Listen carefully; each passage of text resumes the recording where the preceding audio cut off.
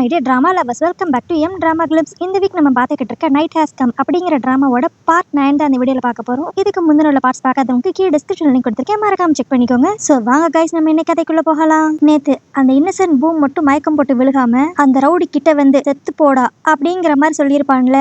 அப்போ அந்த Innocent boom ஸ்டார்டிங்ல இருந்து நடந்தது எல்லாத்தையும் யோசித்து பார்ப்பான். ஃபர்ஸ்ட் டேலயே அந்த ரவுடி இந்த இன்னசென்ட் பூமை ரொம்ப வம்பளத்திருப்பான். அண்ணா இருந்தா அந்த கேமும் கரெக்டா ஸ்டார்ட் ஆயிருக்கும். அப்போ இவனோட போன்ல இவனுக்கு என்ன ரோல் வந்திருக்கும்னா மாஃபியாங்கிற மாதிரி வந்திருக்கும். அது மட்டும் இல்லாம நேத்து காலையில இறந்து போன அந்த ரவுடியோட ஃபர்ஸ்ட் அல்லக்கைய கொன்னதே இவன் தான். ஏற்கனவே அவன் மேல இருந்த கடுப்புல எக்கச்சக்க தடவை அவன் வயிற்றிலே குத்தி கொலை பண்ணிருப்பான். அடுத்து அந்த சோமியும் இவனும் பிளான் பண்ணி தான் இப்ப செத்து போனவனோட ரத்தத்தை எடுத்து அந்த ரெண்டாவது அல்லக்கையோட ஷர்ட்லயும் கொட்டியிருப்பாங்க, பிளஸ் அந்த ரவுடியோட ஜாக்கெட்லயும் கொட்டியிருப்பாங்க. அப்படியே இப்ப பிரசன்ட்ல காமிச்சா அங்க அந்த ரவுடி மயக்கம் போட்டு கிடப்பான். அந்த இடத்துக்கு அந்த சோமி வந்து கெடுத்து இன்னைக்கு நம்ம இவனை கொன்றுவோம் அப்படிங்கிற மாதிரி அந்த பூம் சொல்லிக்கிட்டு இருப்பான். எத்தனை நாள் வரைக்கும் அவனை இன்னசென்ட் பூம்னு நினைச்சா அவன் தான் இருக்கிறதுலே பெரிய வில்லனா இருப்பான் போல. ஏற்கனவே இந்த ரவுடி மேல செம்ம கடுப்புல இருந்த அந்த பூம் இப்ப ஒரு கத்தி எடுத்துட்டு வந்து அவனை நச்சுன்ட்டு அதே இடத்துல குத்தி கொன்றுவான். அடுத்த நாள் காலையில இப்ப ஒவ்வொருத்தவங்களா எந்திரிக்க ஆரம்பிப்பாங்களா. அப்போ அவங்களுக்கு ஃபர்ஸ்ட் கேட்கிற அனௌன்ஸ்மெண்ட்டே அந்த ரவுடி இறந்துட்டான் அப்படிங்கிற மாதிரி தான் இவங்களுக்கு இன்ஃபர்மேஷன் வரும். அதுவும் அடுத்து அந்த ரவுடியும் அவனோட அல்லக்கை ரெண்டு பேருமே இப்ப சிட்டிசன் தெரிஞ்சிருமா. அதனால சுத்தி இருக்கிற எல்லாரும் லைட்டா ஃபீல் பண்ணுவாங்க. இன்னொரு பக்கம் கொஞ்சம் பயப்படவும் செய்வாங்க. ஏன்னா இப்ப ஆட்கள் கம்மியா தான் இருக்காங்க. இதுக்குள்ளதான் அந்த மாஃபியா இருக்கான். இவங்க மட்டும் சீக்கிரம் கண்டுபிடிக்கல அடுத்து நிறைய பேர் செத்து போயிருவாங்க அப்படிங்கிற பயம் தான் எல்லாருக்கும். ஆனா இப்படி எல்லாரும் பயந்துகிட்டு இருக்கப்ப அந்த பூம் மட்டும் இங்க செத்து கிடக்குற ரெண்டு பேரை பார்த்து அவ்வளவு சந்தோஷப்படுவான். சரி, வழக்கம் போல இவங்க உடம்பெல்லாம் போய் அந்த ஸ்டோரேஜ் ரூம்ல வச்சிடலாம் அப்படின்ட்டு நம்ம ஹீரோயின் கூப்பிடுவா. ஆனா அதுக்கு அந்த சோமி பொண்ணு, நீங்க என்னத்தையோ பண்ணுங்க, இனிமேல் நான் யாரையும் நம்பி யார் கூட இருக்க போறது கிடையாது. உங்கள யார் மாஃபியாவா இருப்பீங்களோ எனக்கு பயமா இருக்குப்பா அப்படின்ட்டு அந்த இடத்த விட்டு நைஸா கிளம்பிடுவா. ஆக்சுவலி இவளை பார்த்துதான் மித்தவங்க பயப்படணும், இவ மித்தவங்களை பார்த்து பயப்படுறாளாம். இவ அங்கிருந்து இப்படி சொல்லிட்டு கிளம்பின உடனேயும் அங்கிருந்து மித்த ஸ்டூடெண்ட்ஸ் எல்லாருமே இப்ப வேற வேற டைரக்ஷன்ல போயிருவாங்க. கடைசியா அந்த வானு, நம்ம ஹீரோயின், ஹீரோ இவங்க மட்டும்தான் அந்த பாடி கிட்ட நின்னுகிட்டு இருப்பாங்க. இப்போ தனித்தனியா போனதுல ஒரு சப்பி பாயும் அவனோட ஃப்ரெண்டும் அடுத்து யாருக்கு ஓட் பண்ணலாம் அப்படிங்கிற மாதிரி டிஸ்கஸ் பண்ணிக்கிட்டு இருப்பாங்களா. அப்போ அந்த இடத்துக்கு அந்த பூம் ஒரு மாதிரி வில்லத்தனமா வந்து, நான் இப்பதான் நேத்து நடந்தது எல்லாத்தையும் யோசித்து பார்த்தேன். நேத்து ஸ்டார்டிங்ல இருந்து இப்ப செத்து போன ரெண்டு பேரு மேலயும் சந்தேகப்பட்டது ஒரே ஒரு பொண்ணு தான் அப்படிங்கிற மாதிரி நம்ம ஹீரோயினை பத்தி பேசுவான். அது எப்படி அவ சஸ்பெக்ட் பண்ண அன்னைக்கு ரெண்டு பேரும் இறந்து போயிருக்காங்க, இதுல ஏதோ ஃபிஷ்ஷியா இருக்கிற மாதிரி உங்களுக்கு தெரியல அப்படின்ட்டு இந்த பூம் சுத்தி இருக்கிற எல்லாரோட மைண்டையும் பிரெயின் வாஷ் பண்ண ட்ரை பண்ணுவான்.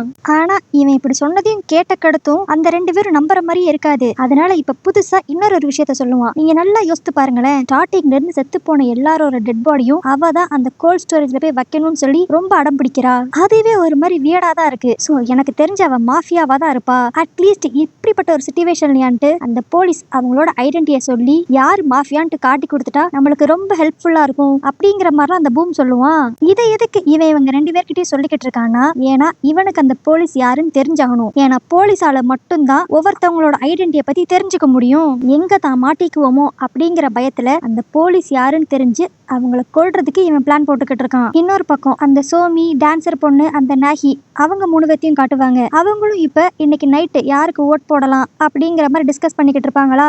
இங்க இந்த சோமியுமே நம்ம ஹீரோயின் மேல டவுட் பண்ற மாதிரி தான் சொல்லுவா. நல்லா யோசித்து பாருங்க, அவ தான் ஸ்டார்டிங்ல இருந்து இங்க பேய் இருக்குன்னு சொன்னா நம்மளுக்கு தெரியாத சிசிடிவி மானிட்டர்ஸ் எல்லாம் அவளுக்கு தெரிஞ்சிருக்கு. எனக்கு என்னமோ அவ தான் மாஃபியாவா இருப்பாளோ அப்படிங்கிற மாதிரி இப்ப இந்த ரெண்டு பொண்ணுங்க மனசை மாத்துறதுக்கு அந்த சோமி ட்ரை பண்ணுவா.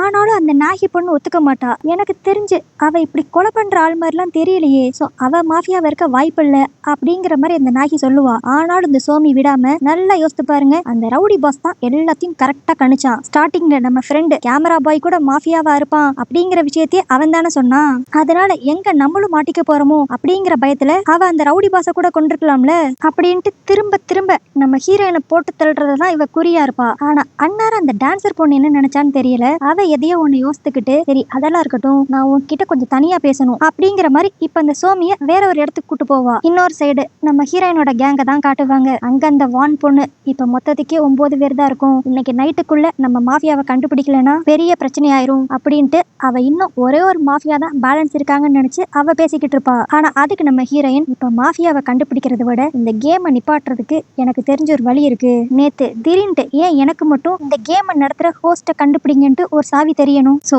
என்னோட தாட்ஸ் படி இந்த ஹோஸ்ட்டை மட்டும் நம்ம கண்டுபிடிச்சிட்டோம்னா இந்த கேமே முடிஞ்சிரும்னு நினைக்கிறேன் அப்படிங்கிற மாதிரி அவ ஒரு பக்கம் சொல்லிக்கிட்டு பண்ணிக்கிட்டு இருப்பா. அதனால இப்ப அந்த ஹோஸ்ட பத்தியும் பிளஸ் இவளை சுத்திக்கிட்டு இருக்க அந்த கோஸ்ட பத்தியும் தெரிஞ்சுக்கணும்ட்டு இவளுக்கு ஏற்கனவே கிடைச்ச போட்டோ மாதிரி வேற எதுவும் எவிடன்ஸ் கிடைக்குமான்ட்டு ஒரு பக்கம் தேட போயிருவாங்க.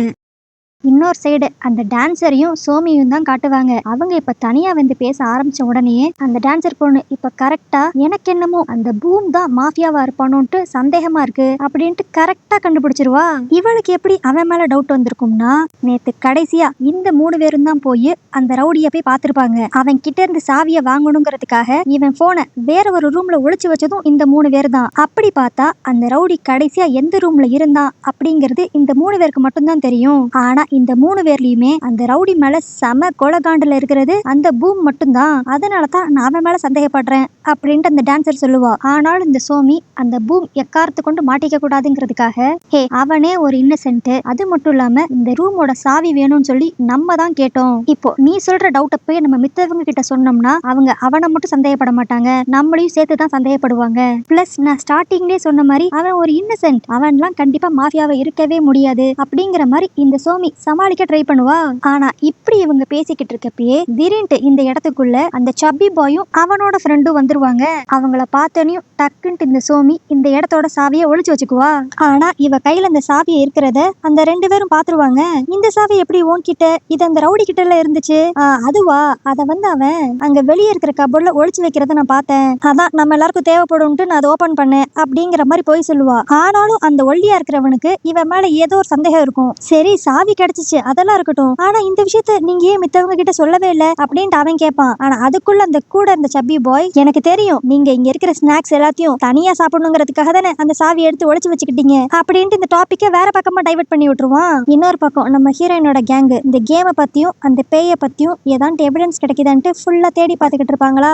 அப்போ அங்க ஒரே ஒரு கபோர்டை மட்டும் ஓபன் பண்ணவே முடியாது. உடனே அந்த வான் பொண்ணு, உன்கிட்ட ஒரு சாவி இருந்துச்சுல, அதை வச்சு அதை ஓபன் பண்ண முடியுமான்னு பாரு அப்படின்பா. பட் அந்த சாவியை வச்சு அதை ஓபன் பண்ண முடியாது. சரி எப்படியாச்சும் உடைச்சான்னு ஓபன் பண்ணிடலான்ட்டு நம்ம ஹீரோ ட்ரை பண்ணுவான். அதனால இதை உடைக்கிறதுக்கு ஏதாண்டு ஒரு ஸ்ட்ராங்கான பொருள் நம்மளுக்கு தேவை, போய் ஸ்டோரேஜ் ரூம்ல போய் ஏதாண்டு இருக்கான்னு பாப்போம் அப்படின்ட்டு இப்ப அங்க போவான். பட் அங்க போய் தேடி பார்த்துக்கிட்டு இருக்கப்ப சம்பந்தமே இல்லாம அந்த இடத்துல அந்த ரவுடியோட போன் இருக்கும். இதை பார்த்துட்டு நம்ம ஹீரோக்கு ஒரு மாதிரி டவுட் வரும், இந்த போன் எதுக்கு இங்க இருக்கு, நேத்து அந்த ரவுடியை நாங்க இந்த ரூம்ல அடைச்சு வைக்கலையே அப்படிங்கிற மாதிரி அவன் யோசிச்சுக்கிட்டு இருப்பான். இன்னொரு சைடு அந்த ரூம்குள்ள இப்ப தனியா இருக்கிற நம்ம ஹீரோயினை தான் காட்டுவாங்க. இவ்வளவு நேரம் ஓபன் பண்ணாத அந்த கபோர்ட்ல இருந்து ஏதோ ஒரு சத்தம் கேக்குமா. அதனால இப்ப போய் சும்மா அதை ஓபன் பண்ணுவோம் ட்ரை பண்ணி பாப்பா. பார்த்தா அது லாக்கே ஆயிருக்காது, அப்படியே ஓபன் ஆயிரும். அதுக்குள்ள இப்போ ஒரு பாக்ஸ் வேற இருக்கும். சரின்ட்டு இப்ப அந்த பாக்ஸ இவகிட்ட இருக்கிற சாவியை வச்சு ஓபன் பண்ணுவா. அதுக்குள்ள பார்த்தா இவளுக்கு பேஸ்மெண்ட்ல இருந்து ஒரு போட்டோ கிடைச்சிருக்கும்ல, அதே போட்டோ இப்ப நல்ல நிலைமையில இருக்கும். அப்புறம் தான் இவளுக்கு தெரியும் அது இவங்க சீனியரோட கிளாஸ் போட்டோலாம் கிடையாது, இவங்களோட கிளாஸ் போட்டோ. இதை இவ பாத்துக்கிட்டு இருக்கப்பயே இவ போனுக்கு இப்போ ஒரு நோட்டிபிகேஷன் வரும், இந்த கேமோட ஹோஸ்ட் வேற யாருமே கிடையாது, பார்க் அப்படிங்கிற மாதிரி.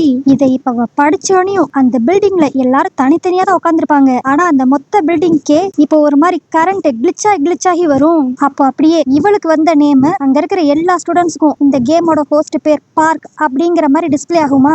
இந்த பேரை கேட்டனையும் அங்க இருக்கிற எல்லா ஸ்டூடெண்ட்ஸுக்கும் ஏதோ ஒரு வியர்டான பிளாஷ்பேக் ஞாபகம் வர மாதிரி காட்டுவாங்க. இது அவங்க மைண்டுக்குள்ள ஞாபகம் வர வர வர எல்லாரும் அப்படியே பதட்டமாவாங்க. இதனால அந்த ஸ்டூடெண்ட்ஸ் எல்லாரும் இப்போ ஒரு மீட்டிங் போட்டு பேசுவாங்க. அப்பதான் நம்மளுக்கு ஒரு விஷயம் தெரியும், அந்த பார்க்குங்கிற பொண்ணு கொஞ்சம் மாசங்களுக்கு முன்னாடி தான் சூசைட் பண்ணி செத்து போயிருப்பா. ஆனா அவ எப்படி இந்த கேமோட ஹோஸ்டா இருந்து இந்த கேமை நடத்த முடியும் அப்படிங்கிற மாதிரி அங்க இருக்கிறவங்க எல்லாம் லைட்டா பயப்படுவாங்க. இதுல அந்த டான்சர் பொண்ணு தான் ரொம்ப பயந்து அப்படியே நம்ம ஹீரோயின் கிட்ட, அப்பனா நீ கொஞ்ச நாளைக்கு முன்னாடி பேய பார்த்தேன்னு சொன்னே, அது ஒருவேளை பார்க்கோட ஆவியா இருக்குமோ அப்படிங்கிற மாதிரி அவ பயப்படுவா. ஆனா இதெல்லாம் கேட்டுக்கிட்டு இருந்த அந்த சோமி இப்ப கடுப்பாகி, சரி இதுக்கெல்லாம் காரணம் அந்த பார்க்குன்னு தானே சொல்ற, எங்க கண்ணுக்கெல்லாம் படாத போட்டோ உனக்கு மட்டும் பட்டிருக்கு, அப்ப அதையும் தாண்டி உனக்கு சில விஷயங்கள் தெரிஞ்சிருக்கணும், நீ ஏதாண்டு எங்க கிட்ட மறைக்கிறியா அப்படிங்கிற மாதிரி இப்ப நம்ம ஹீரோயினை கம்பல் பண்ணி கேட்டுக்கிட்டு இருப்பா. அப்பதான் நம்மளுக்கு இன்னொரு விஷயம் தெரிய வரும், நம்ம ஹீரோயினும் அந்த பார்க்கும் ரொம்ப க்ளோஸ் ஃப்ரெண்ட்ஸ் போல. அதனாலதான் இவளுக்கு ஏதாண்டு அடிஷனலா விஷயம் தெரிஞ்சிருக்கான்ட்டு அந்த சோமி இவளை போட்டு உயிரை வாங்கி கேட்டுக்கிட்டு இருப்பா. இதுல அந்த பயத்துல டான்சர் பொண்ணா இருக்கட்டும், அந்த சப்பி பாயா இருக்கட்டும், எல்லாரும் அந்த பொண்ணுக்கு என்னதான் வேணுமா, அவ சூசைட் பண்ணி செத்துட்டா, அதுக்குன்ட்டு எதுக்கு இப்ப நம்மளை கொல்ல ட்ரை பண்றா அப்படிங்கிற மாதிரி பயந்துகிட்டு இருப்பாங்க. ஆனா அப்பதான் அந்த வான் சொல்லுவா, நீங்களா நினைக்கிற மாதிரி அவ சூசைட் பண்ணிக்கிட்டாங்கிறது ஒரு ரூமர் தான், எனக்கு தெரிஞ்ச வரைக்கும் அவளை யாரோ ஃபோர்ஸ் பண்ணி கொலை பண்ணிருக்காங்க அப்படின்ட்டு இவ ஒரு விஷயத்த சொல்லுவா. அதுக்கு உடனே நம்ம ஹீரோயினும் வான் சொல்ற சொல்ற மாதிரி அது சூசைடா இல்லாம இருந்துச்சுன்னா அந்த பார்க் இந்த கேம் கிரியேட் பண்ணதுக்கான காரணம் நம்மள யாரோ ஒருத்தவங்க தான் அவளை கொண்டிருக்கோம், அது எல்லாருக்கும் தெரியணுங்கிறதுக்காக தான் அவ இப்படிலாம் பண்றான்னு நினைக்கிறேன் அப்படிங்கிற மாதிரி இவ சொல்லுவா. இதை கேட்டனையும் அந்த சப்பி பாய்க்கு ஏதோ ஸ்ட்ரைக் ஆகும். ஒருவேளை நீ சொல்ற மாதிரி இருந்தா இப்ப இங்க செத்து போன மாஃபியாஸ்லாம் நம்ம கொஞ்சம் கனெக்ட் பண்ணி பார்த்தோம்னா அவ கொலை கூட ஏதாவது சம்பந்தமாகுமோ அப்படின்ட்டு இப்ப இத்தனை நாள் வரைக்கும் மாஃபியாவா இருந்து யார் யார் செத்து போனாங்க அப்படிங்கிற மாதிரி கணக்கெடுப்பாங்க. அந்த கேமரா பாய், அந்த பாத்ரூம்ல செத்து கிடந்த ஜுன்னு, இவங்க 2 பேர் மட்டும்தான் இப்ப லிஸ்ட்லயே இருப்பாங்க. அதுக்கு உடனே அந்த டான்சர் பொண்ணு அந்த கேமரா பாய் தான் என்னோட ஃப்ரெண்டு, அவன் லவ் அக்செப்ட் பண்ணல அப்படிங்கிற ஒரு காண்டுல கொலை பண்ணா.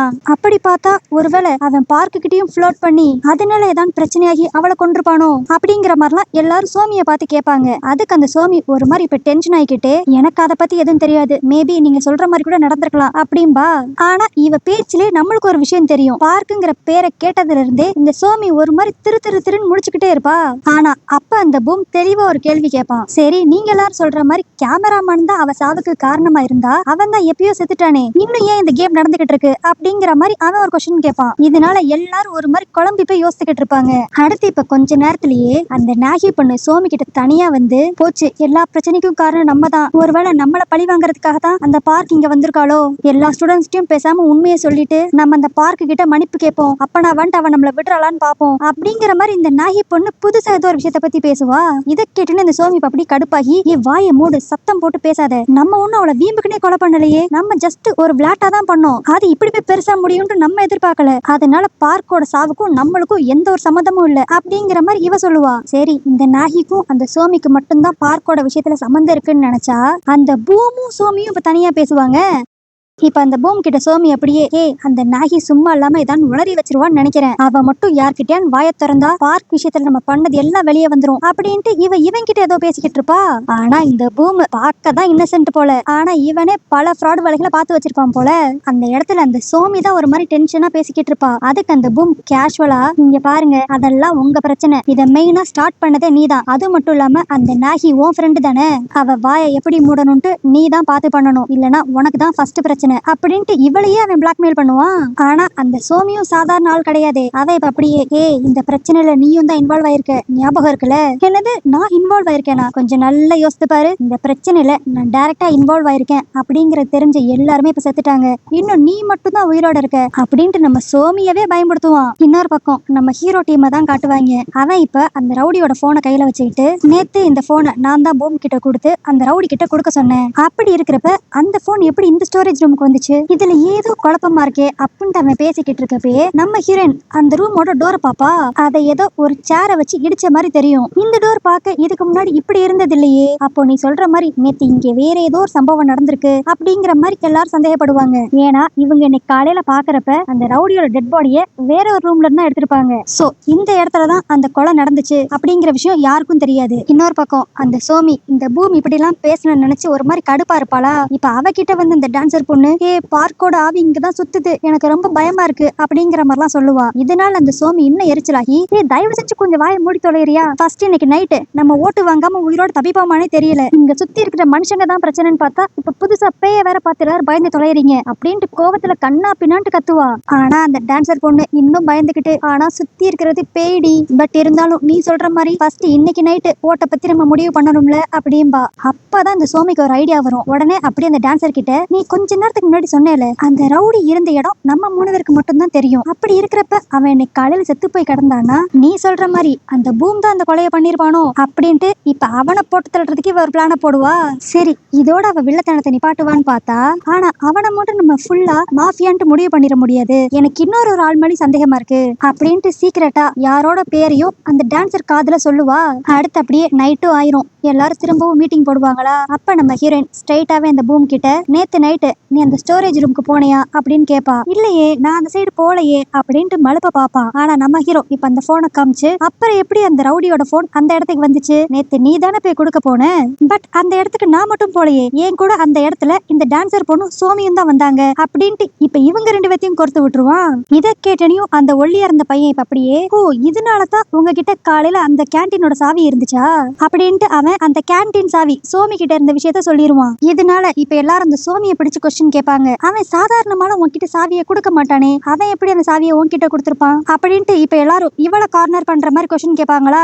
ஆனா அவ திரும்பவும் நான் ஒன்னும் அவன் கிட்ட இருந்துலாம் சாவி வாங்கல, அவன் அந்த சைடுல இருக்கிற கபோர்ட்ல ஒளிச்சு வைக்கிறத நான் பார்த்தேன், அதுல இருந்தா நான் எடுத்துக்கிட்டேன் அப்படின்ட்டு போய் சொல்லுவா. ஆனா அப்ப அந்த ஒல்லியா இருக்கிற பையன் வெயிட் பண்ணு, எனக்கு இப்பதான் ஒரு விஷயம் ஞாபகம் வருது, உனக்கும் அந்த பார்க்குக்கும் சும்மாவே செட் ஆகாதுல, நீ எப்ப பார்த்தாலும் அவளை வம்பிழுத்துட்டே தானே இருப்ப அப்படின்ட்டு அவன் அடுத்து இன்னொரு கேள்வி அந்த சோமியை பார்த்து கேட்பான். இப்போ இதெல்லாம் கேட்டுக்கிட்டு இருந்த மித்த ஸ்டூடெண்ட்ஸ் எல்லாருமே ஒருவேளை இந்த சோமி பொண்ணும் அந்த டான்சர் பொண்ணும் மாஃபியாவா இருப்பாங்களோ அப்படின்ட்டு ரொம்ப சந்தேகப்பட ஆரம்பிச்சிருவாங்க. ஆனா அதுக்கு உடனே அந்த சோமி அவ தப்பிக்கணுங்கிறதுக்காக நீங்க எல்லாரும் இப்ப என்ன அந்த பார்க் விஷயத்துல தான் சந்தேகப்படுறீங்க, பார்க் செத்து போனதுக்கு காரணம் அவளை பத்தி லீக் ஆன வீடியோ தானே, அந்த வீடியோவை ஃபர்ஸ்ட் யாரு ஷேர் பண்ணி விட்டான்ட்டு எனக்கு நல்லா தெரியும் அப்படிங்கிற மாதிரி சொல்லிக்கிட்டே அந்த நாகி பொண்ணை கை காமிச்சு விட்டு இப்போ அவளுக்கு இவ ஓட்டும் பண்ணிருவா. இத பார்த்து எல்லாரும் குழம்பி போயிருக்கிறப்ப அந்த சோமி இப்ப அப்படியே அந்த கேமரா பாய் தான் அந்த பார்க்க பத்தி ஏதோ ஒரு தப்பான வீடியோ ஒன்னு கிரியேட் பண்ணா, அதுக்கு இந்த நாகியும் உடந்த, நான் அந்த டைம்லயே இவங்களை எவ்வளவோ ஸ்டாப் பண்ண ட்ரை பண்ணேன், ஆனா இவங்க தான் என் பேச்சை கேட்கவே இல்ல அப்படின்ட்டு இப்ப இந்த மொத்த பழியையும் செத்து போன கேமரா பாய் மேலையும் இந்த நாகி மேலேயே அவ போட்டுருவா. ஆனா அந்த நாகி பொண்ணு டென்ஷன் ஆகி கத்துவா, நான் எப்ப அந்த வீடியோ கிரியேட் பண்றதுக்கு ஹெல்ப் பண்ணேன், ஆக்சுவலி உனக்கு தானே உண்மையிலேயே பார்க்க பிடிக்காது, ஏன்னா அவ எப்ப பார்த்தாலும் கிளாஸ் பிரசிடென்ட் கூட சுத்திக்கிட்டு இருக்கான்ட்டு உனக்கு பொறாம அப்படின்ட்டு இந்த சோமியும் அந்த நாகி பொண்ணு மாறி மாறி சண்டை போடுவாங்க. பட் ஆனா கடைசியா அந்த நாகி பொண்ணு அந்த சோமிய பார்த்து நீ என்ன இப்ப நான் தான் மாஃபியான்னு சொல்ல வர அதானே, நான் மாஃபியா இல்லைன்ட்டு என்னால ப்ரூவ் பண்ண முடியும், ஏன்னா நான் தான் இங்க இருக்கிற போலீஸ், சோ என்னால உன்னோட ஐடென்டிட்டி செக் பண்ண முடியும் அப்படின்ட்டு இப்போ ஒரு பெரிய குண்டா தூக்கி அந்த சோமி தலையிலே அவ போடுவா. இந்த நாகி பொண்ணு போலீஸ்னு தெரிஞ்சனையும் அந்த சோமியும் ஒரு மாதிரி பதட்டமாயிருவா, அந்த பூமும் ஒரு மாதிரி பதட்டமாயிருவான். இதை ஏதான்னு சொல்லி சமாளிக்கலான்னு பாக்குறதுக்குள்ள அந்த நாகி இப்ப டக்குன்ட்டு அவன் போன்ல இந்த சோமியோட ஐடென்டிட்டி செக் பண்ணி காட்டுவாளா, அதுல மாஃபியா அப்படிங்கிற மாதிரி காட்டிரும். சோ எல்லாரும் முன்னாடியும் இந்த சோமி கையும் காலுமா வசமா மாட்டிக்குவா. இதுக்கடுத்து கண்டிப்பா அந்த சோமியால தப்பிக்கவே முடியாது. சோ தான் மட்டும் மாட்டிக்க கூடாது அப்படின்ட்டு அந்த பூமியை மாட்டி விடுவாளா. இன்னொரு பக்கம் அந்த பூமி இப்ப தப்பிச்சானா போலீஸா இருக்கிற நாகிக்கு என்னென்ன பிரச்சனை வரும் அப்படிங்கறது எல்லாத்தையும் நம்ம நாளைக்கு வீடியோல பார்த்து தெரிஞ்சுக்கலாம். சோ ஓகே கைஸ், நாளைக்கு நான் போட போற வீடியோ உங்களுக்கு நோட்டிஃபை பண்ணா மறக்காம சேனல் சப்ஸ்கிரைப் பண்ணிருங்க, இன்ஸ்டாகிராம்ல ஃபாலோ பண்ணுங்க, ஃபாலோ பண்ணிக்கோங்க. நாளைக்கு வீடியோ உங்களை பாக்குறேன், அது வரைக்கும் பை.